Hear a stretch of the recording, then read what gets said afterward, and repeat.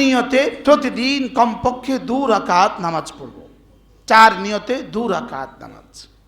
প্রথম নিয়তটা হবে আমি না জীবনে হাজারো গুনাহ করে ফেলেছি, তা আমার গুনাহগুলো আমি মাপ চাইতে পারি নাই, আমি এজন্য আমি গুনাহ মাফ চাওয়ার নামাজ 2 রাকাত পড়ছি।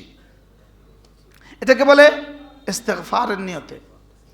2 নাম্বার, আমাকে আমার রব এই পরিমাণ নেয়ামত দিয়েছেন, এই পরিমাণ নেয়ামত দিয়েছেন, এই পরিমাণ নেয়ামত দিয়েছেন, যেটা আমি জীবনে গনে গনেও শেষ করতে পারবো না। তাহলে আমি 2 রাকাত নামাজ পড়ছি শুকরের নিয়তে। কয়টা হইল?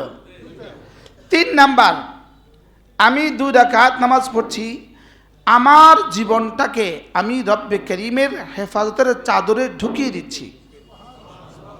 আমি জানি না একটু পরে আমার জন্য কোন মুসিবত অপেক্ষা করছে। আমার গাড়ির চাকা ছুটে যাবে, এটা আমার জানা নাই। একটা অটো এসে আমাকে মেরে দিবে, আমার জানা নাই। আছে? জানা আছে? কখন ভূমিকম্প হবে, এটা আমার জানা নাই। কি হয়? তাইলে এটাকে বলে ইস্তিআযাহ, আল্লাহ তাআলার আশ্রয় চাওয়া।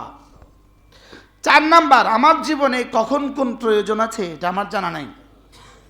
আপনার যত প্রয়োজন আপনি জানেন, যত প্রয়োজন আজকের পৃথিবীতে বিজ্ঞান জানে, এর চেয়ে কোটি কোটি প্রয়োজন বাইরে রয়ে গেছে যেগুলো আমি জানি না, যেগুলো শুধুই আল্লাহ তাআলা জানেন। কয় নিয়ত হলো? 4 নিয়ত। এই 4 নিয়তে 2 রাকাত নামাজ পড়ব।